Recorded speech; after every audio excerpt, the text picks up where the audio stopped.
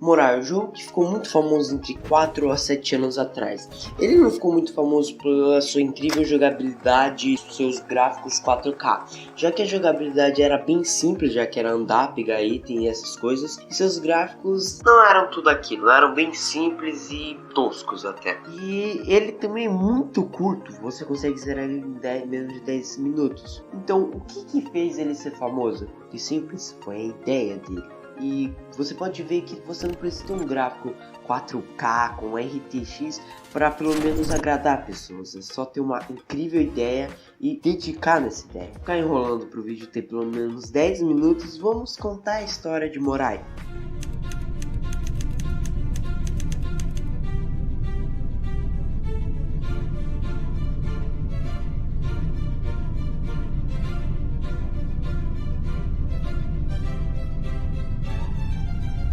Você começa numa cidade rural pequena, onde a primeira pessoa que você começa a falar é o padre. O padre cita o passado de uma personagem chamada Julia. Ela tinha perdido o marido e logo depois o filho. Andando pelo mapa, conversando com alguns NPCs que não tem um diálogo tão importante, e você acaba achando uma fazenda com várias ovelhas. Lá você não consegue fazer nada além de interagir com as ovelhas, que tem um barulhinho muito bom por acaso.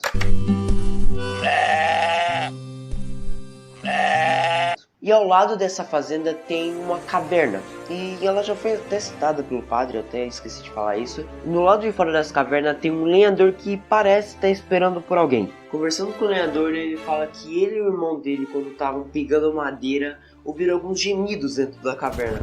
Preocupado com o que poderia estar acontecendo, o irmão do lenhador resolve entrar nessa caverna para ver o que estava acontecendo, só que ele não voltou até agora.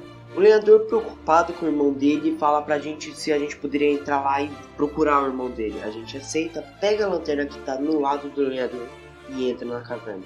Ao entrar na caverna sem muita dificuldade, você acaba achando o irmão dele que estava logo na saída esperando alguém vir buscar ele. Sabe, que nem uma criança de 10 anos que está esperando o pai vir buscar. Então, basicamente isso. Conversando com ele, ele fala que tem um problema de visão, então não sei por que raios ele entrou nessa caverna. E estava com medo de se perder na caverna e não vir mais. Indo um pouco pra frente, você vai achar caminhos que levam pra esquerda, direita e frente. Indo pela esquerda, você vai achar um buraco no fundo dessa sala, e no lado desse buraco vai estar uns ossos que parecem ser de uma criança. E sim, esse é os ossos do filho da Julia. E você não consegue fazer nada, não consegue interagir nada nessa sala. Então, agora indo pela direita, você vai achar as paredes tudo rabiscadas com que parece ser vários riscos de dias. Então, provavelmente uma pessoa passou vários dias lá, que eu acredito que seja o filho da Julia que estava contando os dias nessa outra sala.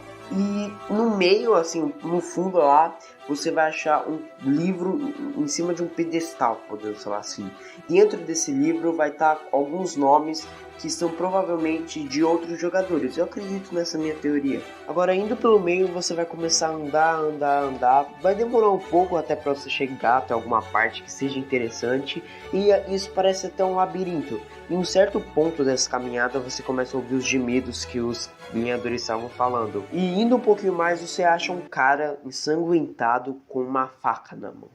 Ok. Indo conversar com ele, já que ele estava literalmente parado sem fazer nada, você começa a fazer perguntas para ele. Você começa a perguntar por que ele tá com sangue, por que você tá com uma faca, e que foram aqueles gemidos e o que ele tinha feito. E a resposta sempre foi aleatória para cada jogador. Então não tem uma resposta definitiva, já que você vai saber logo mais no vídeo. Então você tem duas opções: deixar ele passar ou matar ele. Aí fica na sua escolha. Andando um pouquinho mais à frente, depois de decidir o que você faria com aquele cara, você encontra uma pessoa quase morrendo no chão. E provavelmente você vai pensar que aquele cara que você decidiu o que queria acontecer com a vida dele seria o culpado disso, já que, né, tá óbvio, o cara tá ensanguentado e com uma faca suja de sangue. Então, ele provavelmente foi o culpado dessa situação. Chegando cada vez mais perto dessa moça, ela começa a ter um diálogo com você. Ela pede sua ajuda e começa a contar sobre sua história. Ela fala que o marido dela era um minerador dessa caverna e sempre minerava por aqui. Até que um dia ele achou uma pedrinha de ouro. Ela pensou que o marido agora poderia se aposentar e eles pudessem viver felizes. Só que o marido não confiava nela e resolveu guardar a pedrinha de ouro só pra ele. e meio que a cidade acabou sabendo de tudo isso e ela acabou morrendo de vergonha. E logo depois disso ele simplesmente sumiu com tudo e não deixou rastros. Até que seu filho foi pra caverna tentar que os pais se juntassem. E o filho que queria que tudo voltasse ao normal e eles voltassem a viver felizes como eram antes, entra na caverna à procura do pai. Só que ele se perde e não consegue achar o caminho de volta. E como o pai era a única pessoa que entrava naquela caverna para trabalhar, ninguém foi salvar ele. Então ele ficou preso lá vários dias e vários meses. Como ele está na fase de decomposição óssea e há vários dias marcados naquela parede, eu chuto que ele está mais ou menos aí 3 meses na caverna. E sim, por caso você tenha percebido, essa personagem que tá deitada no chão é a Júlia, esqueci de citar isso. E a Júlia pede pra gente matar ela, então leva a 2 opções, ou a gente mata ela ou pede ajuda. E isso inconscientemente vai levar ao mesmo resultado. Caso você não tenha entendido isso que eu acabei de falar, é o seguinte: caso você vá matar a Júlia, você pede pra ela fechar os olhos e mata ela. Vai respingar um pouquinho de sangue na sua roupa e etc. E caso você vá pedir ajuda, ela vai ficar pistola com você e vai jogar um pouquinho de sangue. E depois vai pedir pra ficar sozinho. E o resultado que eu quis dizer é que você vai ficar sujo de sangue, que vai levar você ao mesmo final de jogo. Então logo depois de você escolher alguma das opções, você volta pra trás e como eu posso explicar isso? Você acaba achando outro fazendeiro e começa a fazer umas perguntinhas. Tipo, por que você tá segurando uma faca? Por que você tá sujo de sangue e ouvi gemidos? O que você fez?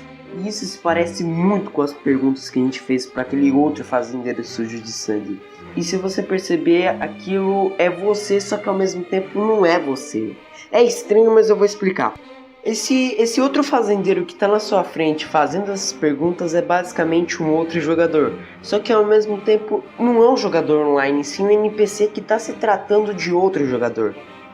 Quando ele faz essas perguntas, aparece uma pequena caixa de texto falando escreva. E você pode escrever qualquer coisa lá. E isso 3 vezes. Então isso é literalmente as respostas das perguntas que esse cara perguntou. Então logo depois que você coloca alguma coisa naquela caixinha de texto, o jogo pede para você colocar o seu e-mail e seu nome. Então depois de ter colocado isso, o jogo fecha. Então depois de um tempo você vai receber um e-mail avisando o que aconteceu com o seu personagem, o que o outro jogador decidiu com o seu personagem. E esse foi basicamente o experimento de Morai.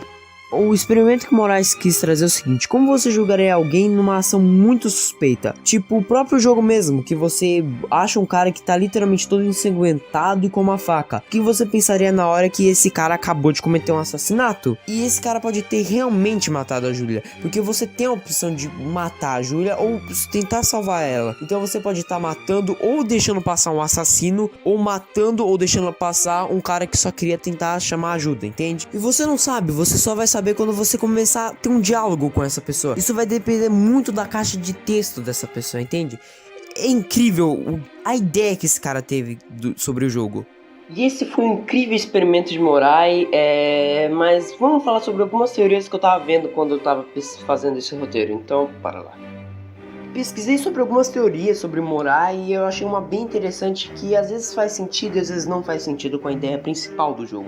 Mas a teoria é o seguinte: na mitologia grega, eu acho, existem as 3 parcas, que é a Clotho, Lachesis e Atropos. Que é Clotho, que é o nascimento, Lattes é o meio da vida, Tropos é a morte. Isso é basicamente o ciclo da vida. Pode não fazer muito sentido com a ideia do jogo, mas eu vou tentar que faça. Vou tentar pelo menos. Essa teoria é basicamente que você é as 3 parcas, literalmente as 3 ao mesmo tempo, já que você controla a vida daquele jogador específico. Sabe aquele fazendeiro que a gente acha durante o jogo, que tá todo ensanguentado? Então, aquelas 2 opções vai influenciar muito na ideia do jogo, porque você vai estar literalmente controlando o ciclo da vida dele. Ou você vai matar ele, ou deixar que ele viva mais, entende? Essa teoria foi bem curta, então é porque não tem muita teoria desse jogo, já que o jogo tem literalmente 10 minutos de gameplay, então não dá pra fazer muita coisa em cima. Mas então, queria chamar um convidado muito especial pra mim, que é o Provik. Ele já participou de um vídeo aqui no meu canal, que faz muito tempo que eu já até paguei, excluí aqui, mas sério, muito obrigado por estar participando novamente, Provik.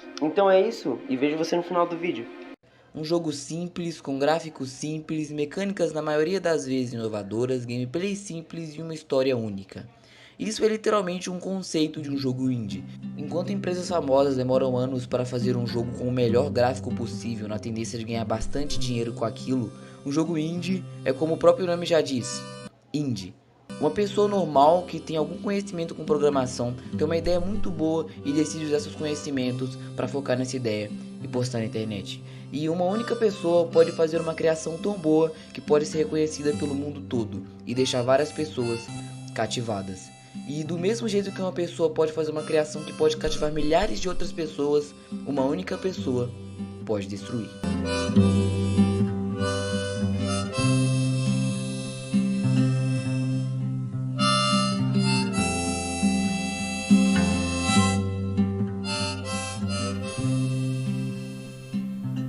Moirai era um jogo incrível. Você entrava achando que era só mais um jogo de terror comum, sem nada para acrescentar, só que feito só por uma pessoa e com gráficos horríveis. E termina com uma experiência social muito foda. Na página onde você encontra o fazendeiro, ele faz as mesmas perguntas que você fez. Por mais que eu nunca tenha jogado o jogo, só de ver uma mera gameplay do Alonsoca, eu pude experienciar a magnitude desse jogo. O jogo é de terror, mas no final não tem terror nenhum. Você entra esperando um susto e termina falando. E assim é onde essa história deve terminar, pelo menos por hora. Cabe ao próximo jogador desse jogo escolher o seu destino, do mesmo jeito que você escolheu para o jogador anterior. Nossa, que legal, cara! Puta que pariu! Mas como estamos lidando com seres humanos, lógico que isso não ia acabar bem. Na melhor fase de desenvolvimento de Moirai, um ser que nenhuma pessoa gosta acabou sobrecarregando o sistema do jogo. Sabe aquele sistema de e-mails em que você mandava um e-mail e esperava a sua resposta de qual seria seu destino, e esse destino ia ser escolhido por outro jogador? Então, ele sobrecarregou esse sistema de e-mail. E isso fudeu tanto o desenvolvedor que ele foi obrigado a fechar o jogo. E agora, o único jeito de jogar Moirai é jogando a versão de speedrun, que ainda está disponível. E foi assim que uma única pessoa conseguiu criar uma história tão foda e outra única pessoa conseguiu destruir.